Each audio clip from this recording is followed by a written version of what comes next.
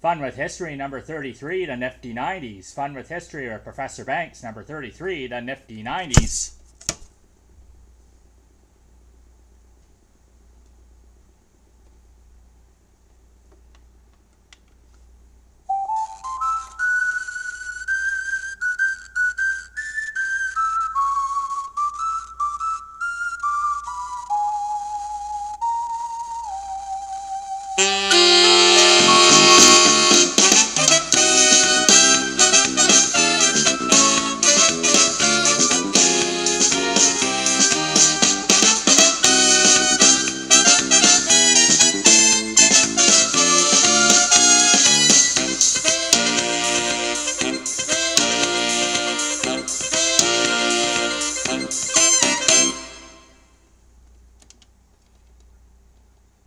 Do do do do do do do do do do do do do do.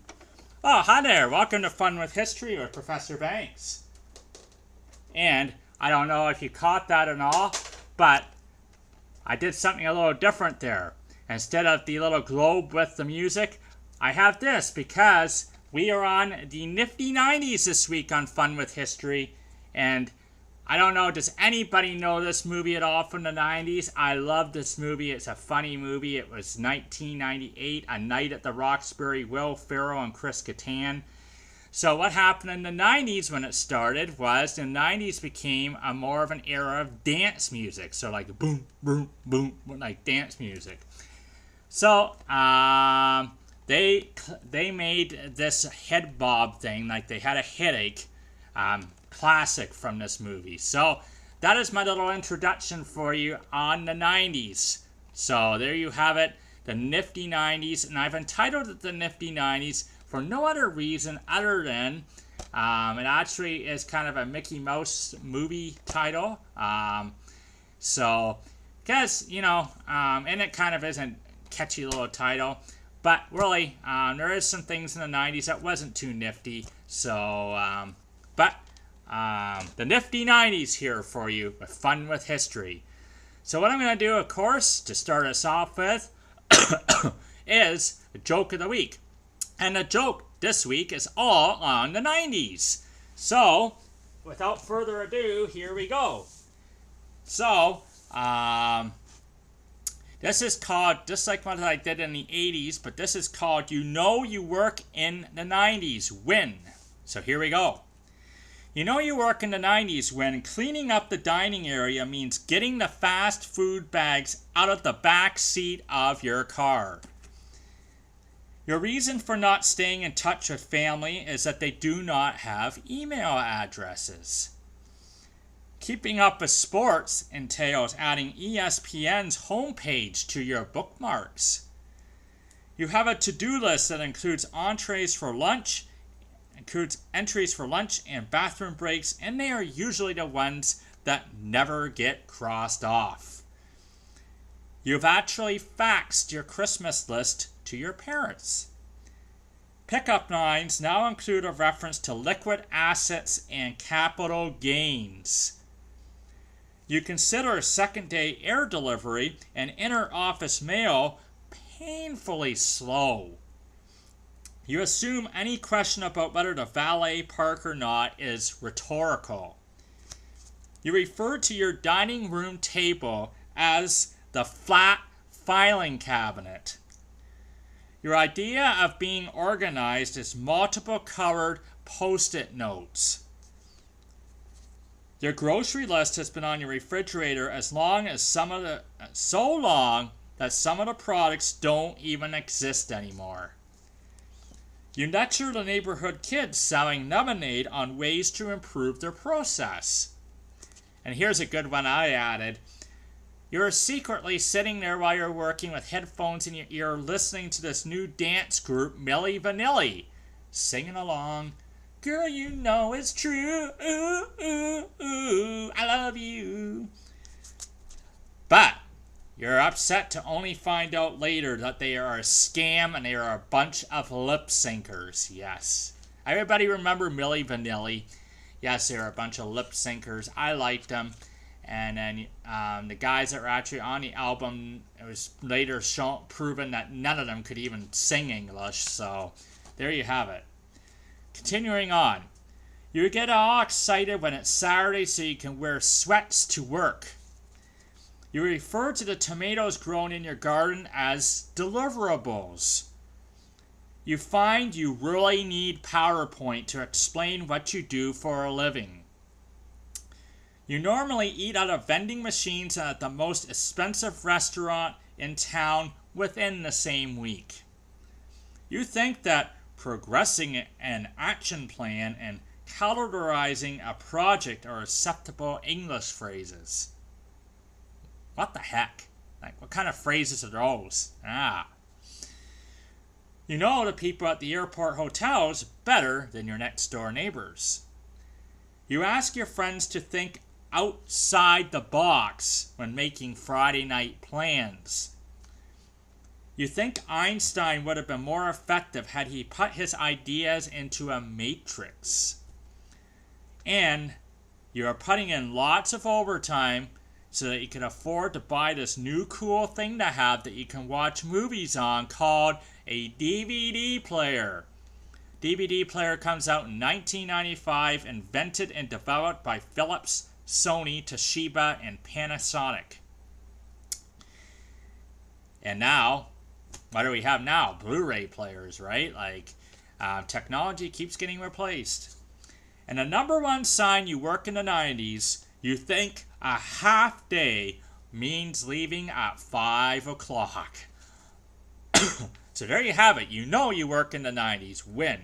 And we're gonna. I'm between the little bob at the beginning and that. I think we're well into the 90s now, and now we can get set to look at it. Okay. So what I'm going to do today is I'm going to talk about a couple of events that happened more in the 90s. And then I'm going to kind of give you a brief nutshell of the 90s, kind of a little bit at a time, okay? So, let's get this going, shall we? 1990, let's start there. Nelson Mandela. Anybody here heard of Nelson Mandela? This man was released from a prison in South Africa, and he becomes leader of the ANC, which I believe is an African National Conservatives, I think. But a really big story in the 90s because Nelson Mandela was a really good feel story. It was just absolutely, he goes from being in prison to absolutely just totally in the public spotlight. And what a great story that was. 1994, he actually became president of South Africa as well. So, Nelson Mandela, a pretty big 90s story to lead us off. As well in 1990, I know I shared this a couple weeks with you on the 80s about the Berlin Wall coming down, but it's not until 1990 that East and West Germany are officially reunited after the collapse of the Soviet Union. So, Soviet Union actually collapsed in 1990, and East and West Germany officially reunited. And the Soviet Union became the Russian Federation after that. So there you have it, a pretty big significant thing there too. And I want to add too, the wall, the Berlin Wall, 1992 actually literally fell down. So, I mean, it kind of fell down in 1989, but in 1992 it actually literally fell down. Literally started being cut to pieces, torn down, totally removed. Now I think up to this day you can still see a little bit of the wall there, just kind of as a tourist attraction maybe, but most of it gone. 1991, the internet. Yes, the internet. And I know I mentioned this in the 80s and about it being out, and it actually was out in the 80s. It was being worked on in the 80s, but now in 1991 it is now available for unrestricted commercial use. So, so that's kind of a very That's a great story, right? And look at us now here in this modern day age. How much are we relying on the internet? How much are we relying on those things that are connecting us from point A to point B? Pretty reliant. Okay, and then a significant thing happens in 1991 as well. This thing called the Persian Gulf War happens, okay? So, I'm going to show it to you on a map here out of my new Atlas book, actually. Excuse me again. So, this man named Saddam Hussein from Iraq decides to invade this little country right beside him called Kuwait. That's what gets us into the Persian Gulf War. And let me show you here on the map. It's hard to do. So, here is, you can see that big one down there, that big center down at the bottom of Saudi Arabia. But what I'm pointing at there is the Persian Gulf. Here is Kuwait. Okay, right there. There is Kuwait, right on the Persian Gulf. And there is Iraq, the country Iraq. So, what happened was Iraq invaded Kuwait, and it was all about oil, mostly. Okay? Saddam Hussein wanted to get in there so he could get more oil. And I have a scrapbook here. And this scrapbook is really good too, because the scrapbook is actually, I got newspaper clippings about this war as it happened, because it was a pretty big thing when it was happening. I remember thinking, wow, like, what's this war going to end up in? Like, are we, like, going to end up with World War III here? Or what kind of thing is going to happen from this? So, here is a little bit of my newspaper clippings here for you, okay? And they called it Desert Storm. That was their nickname for Desert Storm, because a lot of desert in that area. But I thought this was great because what happened was, basically, to put it in simple terms, Saddam Hussein had been at war with Iran for about 8 years, okay?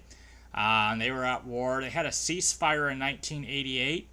And then in 1990, Saddam Hussein decides to go into Kuwait because he wants the oil.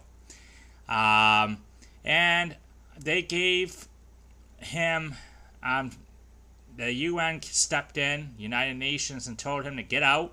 Gave him a deadline to get out and said, if you're not out by this time, which was January 1991, we're going to come in force, and we're going to make you get out. So, but this was like, why did Iraq invade Kuwait from a kid's perspective? Kuwait has a harbor on the Persian Gulf. Iraq does not. Iraq wants that harbor. That's because harbors are important. Ships come and go from them carrying oil to people who buy it. Iraq, secondly, owed Kuwait a lot of money. By taking it over, Iraq would not have to pay it back. And Iraq had its own oil. It wanted Kuwait's too. And also, Kuwait was selling its oil for a lot less money than Iraq thought it should. That meant Iraq could not charge as much as it wanted for its oil because no one would pay it. Say if one of your friends wanted 50 cents for a bottle of pop and another one would sell you one for 25 cents, which one would you buy it from? Okay, so there you go. That's just, this is written for kids, this article. So who was fighting Iraq? Canada and the United States were a part of what was called the United Nations. But some of these other countries were a part of it as well. Saudi Arabia, Oman, Qatar, United Arab Emirates, Kuwait, Egypt, Syria, Pakistan, Italy, and Greece. Okay? So, basically what happened with this war is it didn't last long. It was January 1991. So they went in. Iraq, what they did was tried to draw the entire region into the conflict by goading Israel with missile attacks. But the American-led UN coalition managed to limit the scope of the conflict and won a quick victory by bombing followed by a devastating ground attack. The coalition, though, had no mandate to topple Saddam and did not wish to take power in Baghdad, Iraq. So what happened was, once the attack ceased, Kuwait was liberated and the attack stopped. And basically that was the end of the war for some time. But civil war did break out in Iraq as Shiites in the south and the Kurds in the north both sought to secede. Okay, Saddam remained in power, destroying the Shiite powerhouse, and forced 2 million Kurds to seek asylum in Iran and Turkey. So that's a bit on the Gulf War for you. So some newspaper clippings, a bit from my word atlas history. So that was the Iraq War for you, okay? Now let's keep on schedule here. Let's go back to our other news, or going through the 90s. So that was the Persian Gulf War, a pretty big thing that happened in the early 90s. 1992, the European Union was created, so that was pretty significant as well, politically. And then this happened in 1992. Okay, Blue Jays, let's play ball. Do do do do do do do do do. Okay, Blue Jays, let's play ball. Yes, here in Canada, my the team that was my favorite team at the time, my Toronto Blue Jays. They won their first World Series in 1992. They became the first team north of the border to win the World Series. And they beat the Atlanta Braves in 6 games in the 1992 World Series to win it. And then they won it again in 1993. They won it back-to-back. And in 1993, they won it in the bottom of the 9th. They were trailing 6-5 going into the bottom of the 9th when Joe Carter hit an iconic home run. Still goes down in history even to this day as the only home run that a team has hit to win a World Series when trailing. Yes, Joe Carter came up, hit a 3-1 home run off Mitch Williams at the Phillies, and the Jays won 8-6, and they won the World Series in 6 games. And now I don't think they're ever going to get back to the World Series. They got to the playoffs last year after 22 years not being in. They lost in the championship series, the league championship series, and this year they're not going to win either, unfortunately. So, but that is some news there on that front. Okay, let's continue on here. 1993, NAFTA came into law, which was the North America Free Trade Agreement. That came into law in 1993. 1994, the Channel Tunnel in Europe was completed and opened. It connected France and England via a tunnel underneath the channel by a high-speed train. So it made access between those two countries really nice. And I actually had a chance to ride it. I was there on my honeymoon 4 years ago, and it's quite something. It's really fast. You hardly even notice you're under the water. It's not under the water too long. But that channel was opened and completed in 94. 1997, here's an interesting fun history fact for you. A sheep is cloned at a place called the Roslin Institute. Okay, that was in 1997. A sheep is cloned. Now, they haven't been able to figure out how to clone humans yet, but I'm sure they're working on that. Maybe, who knows, 20, 30 years down the road, who knows what will happen. But that was 1997, a sheep. 1999, 11 countries began to use the euro as their currency. So that was 1999. The euro now a pretty popular currency over in Europe. So there's another fun fact for you. 1994, Professor Banks graduates from high school. Whoa! How did that get in there? Wow. Yes. I graduated from high school in 1994, and then went on to post-secondary education after that, so I can become as smart as I am today. No. So I just thought I'd throw that in there. And here's a couple of other things that were significant as well in the 90s. Worldwide increase of the use, production, and smuggling of the drug trade began to be more prevalent, with drugs becoming more addictive and destructive. So that started to happen in the 90s. The drug trade, smuggling, that kind of stuff. Still an issue even in today's society, but that came into play in 1990s. And we also had a major concern. A major concern was the increase in AIDS in Africa as well as the developed world. So I talked about AIDS, I think last week, and it becomes more of a major concern in the 90s, and in some specific areas, especially Africa and the developed world. Okay, so what I want to do here is hopefully this will work. Hopefully we won't have any issues with this. What I want to do is bring up breaking news to you, kind of like I have the last couple of times, news as it's happening. But this was a pretty significant, sad thing that happened in 1997, and I remember this event very well as well. August 31st, 1997, okay, is when this happened, and maybe you're going to be able to connect the dots before I put the video up. Can you do that? Can you figure out what I'm talking about? Can you figure out the story I'm going to talk about? But this was August 31st, 1997. This happened. And just give me a brief second. I'm going to do my best to get this set up for you. And then we're going to look at it. And then we're going to wrap up this history lesson on the 90s for you. Okay? So just give me a second as I get this set up for you. And let me put my hat back on too. Okay.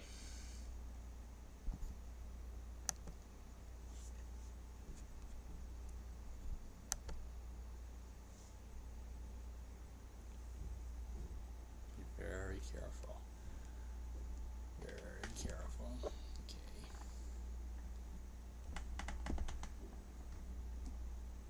Sure you don't lose your power.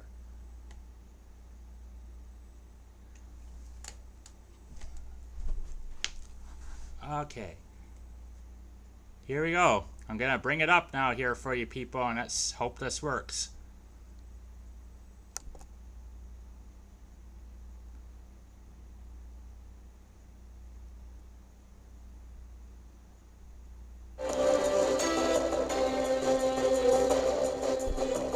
I'm Patrick Stinson with breaking news coverage. Princess Diana is seriously injured and 2 other people have died following a car crash in Paris. Police confirmed the crash has killed Diana's companion, film producer Dodi Al-Fayed, and the chauffeur. You are looking at unedited video from the scene where it happened this morning at midnight time in Paris. It happened in a tunnel as Diana's car was being pursued by press photographers. It happened in a tunnel along the River Seine.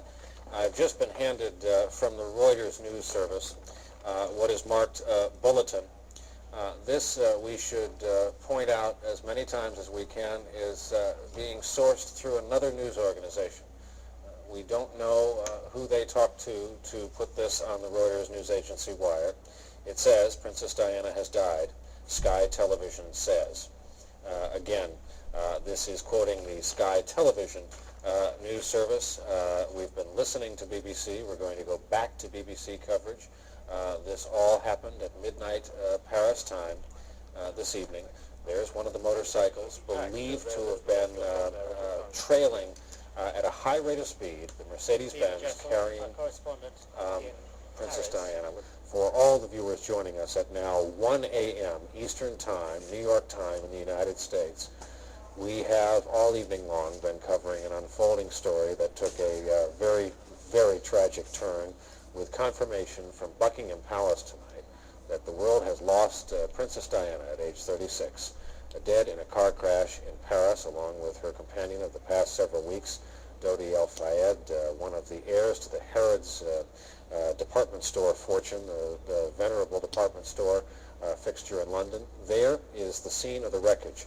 A high-speed metropolitan tunnel, well lit, in the city of Paris tonight. That was a Mercedes-Benz 600 series sedan. In the front part of the car, the two flashes of white there are the deployed airbags, the remnants of the airbags. On the left is just a restraining post on the solid line. This is a two-way tunnel with no solid divider between directions of traffic. Police in Paris put it on the back of a flatbed Renault truck with flashing lights, and once affixed to the truck, look at the onlookers hanging onto the edge of that precipice. It was driven away. There's the recognizable back end of the Mercedes sedan, and there is the unrecognizable front end after what must have been, what almost to a person, everyone who's come on the air tonight agrees was a high-speed collision there in Paris tonight. Dodi El Fayed dead, Princess Diana dead at the age of 36 in a terrible car accident. The President of the United States was informed earlier this evening, and he and the First Lady have sent their condolences to Buckingham Palace. William and Harry, her two children, were told by their father. There are reports that the royal family, they are in the midst of a late summer vacation at Balmoral in Scotland, will be winging their way now directly and quickly to either Paris or London overnight or first thing in the morning. It is now almost sunup.